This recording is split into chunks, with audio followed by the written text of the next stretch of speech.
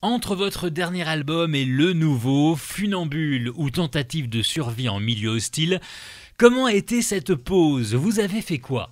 Je pense que j'ai dû gamberger sur, sur les chansons de Funambule, quoi. Enfin, disons qu'il y a toujours la fin de la tournée, sur une sorte de petit blues après une tournée. Et je pense qu'après, je suis parti un peu sur la route avec Jean-Félix Lalanne qui m'a demandé de participer à Autour de la guitare, où il y avait des tas de super musiciens.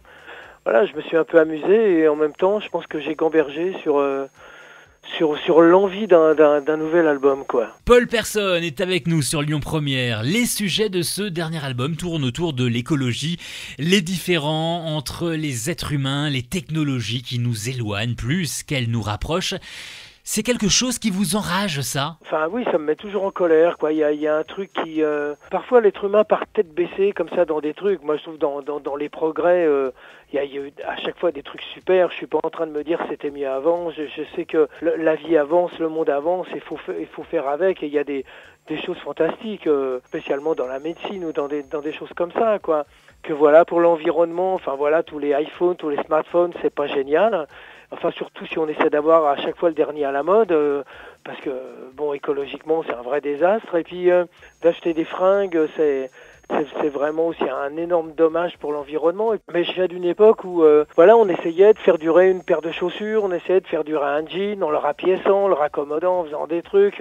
Et là, ouais, t'es plus à la mode, mec, et tout, t'as pas le dernier truc branché et tout. Et voilà, et les gens achètent comme ça un peu compulsivement et Paul Persson, c'est d'abord du blues, on le sait tous, mais quels sont les artistes qui vous ont influencé dans votre vie?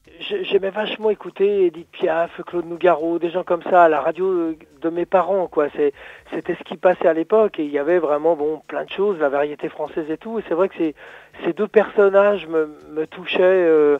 Voilà, je me retrouvais à siffloter un peu des bouts de chansons comme ça en partant à l'école avec mon cartable. Et c'est vrai qu'après il y a eu toute la vague anglaise avec tous les groupes, les Beatles, les Stones, les Animals, les Kings. Enfin voilà, il y avait un nouveau groupe tous les 15 jours qui nous arrivait dans les oreilles. Alors il paraît que Paul Persson a toujours la bougeotte. Quand une tournée se termine, vous avez envie de repartir. Alors, ça vient d'où? Ça vient d'où cette envie de voyager, cette sensation d'être un éternel voyageur? Voyageur, si je bouge pas physiquement, je bouge dans ma tête. Ouais, j'aime bien.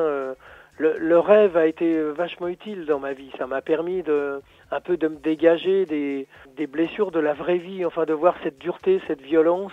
J'ai pu avoir ouais, une sorte d'imaginatif qui pouvait apaiser un peu tout ça, quoi. J'adore bouquiner, même la lecture. Un bouquin, ça m'emmène vraiment quelque part et donc la musique m'a sauvé aussi.